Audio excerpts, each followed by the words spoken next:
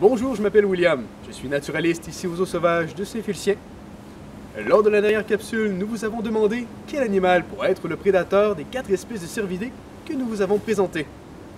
Eh bien, la réponse, c'est le loup gris. Je laisse ma collègue Cindy vous en parler plus amplement.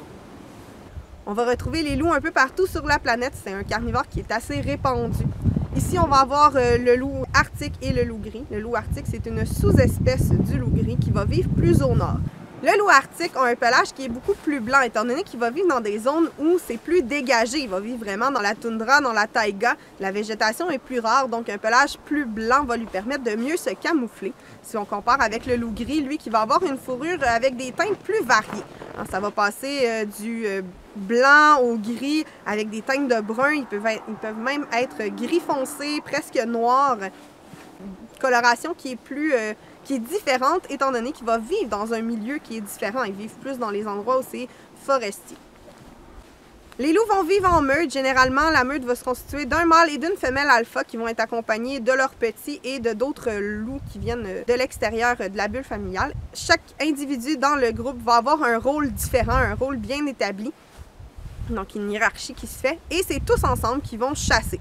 C'est ce qui va leur permettre de s'attaquer à des proies qui sont plus grosses, comme par exemple le cerf de Virginie, le wapiti ou encore l'orignal et le caribou dans les régions plus au nord. Le loup va avoir un rôle important dans l'écosystème puisque c'est lui qui va venir réguler les populations de proies. En fait, il va s'attaquer généralement aux individus qui sont plus faibles, plus jeunes, des individus qui sont malades ou même des individus plus âgés. Donc, non seulement il va venir gérer la quantité de proies, donc les populations de proies, mais en plus de ça, il va les assainir, il va les garder en bonne santé en éliminant les individus qui sont plus faibles. Le loup va laisser également derrière lui des carcasses, ce qui va permettre à d'autres animaux de venir se nourrir, comme par exemple le grand corbeau qui va, on a remarqué, va suivre les meutes de loups pour se nourrir de ces carcasses-là.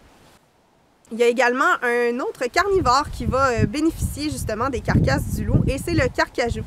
Le carcajou va se promener à distance et manger les restes des loups. C'est comme ça qu'il va réussir à subvenir à ses besoins pendant l'hiver. Donc, il y a vraiment un lien qui est important entre les deux espèces. Je vous ai parlé de nos loups, mais dans le parc des sentiers de la nature, il y a 2 autres espèces de carnivores. On va avoir l'ours brun et l'ours noir. À votre avis, où est-ce qu'ils se trouvent présentement? Petit indice, il y en a derrière moi. Pendant l'hiver, comme les ressources se font plus rares et que la température est plus froide, certaines espèces vont opter pour l'hibernation. Si on prend la grenouille des bois, par exemple, elle va être complètement gelée pendant l'hiver. Son système est tout à fait arrêté et c'est au printemps, quand les températures plus chaudes vont revenir, qu'elle va reprendre sa vie là où elle l'avait laissée. Si on prend par exemple des petits mammifères comme la marmotte, elle, lorsqu'elle va rentrer en hibernation, en fait, son système va ralentir.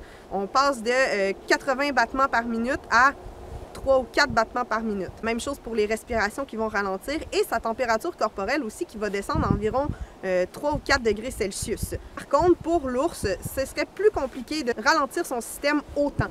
Donc, lorsqu'il va entrer en hibernation, ses battements par minute vont passer à peu près 10 par minute au lieu de 80. Sa température corporelle va descendre seulement de quelques degrés. Par contre, les respirations par minute, elles aussi, elles sont ralenties et il n'urinera pas, il ne défectera pas pendant tout ce temps-là. C'est sûr par contre que parfois, dans les journées plus douces, ça ne les empêchera pas de sortir pour faire un petit bain de soleil. C'est ce qui conclut la capsule pour aujourd'hui. Si vous avez des questions, n'hésitez pas à les laisser en commentaire et il nous fera plaisir d'y répondre. Et parlant de questions, j'en ai une autre pour vous. Quel autre grand herbivore le loup gris pourrait-il chasser ici au Canada? Merci de nous avoir écoutés et je vous souhaite une excellente fin de journée.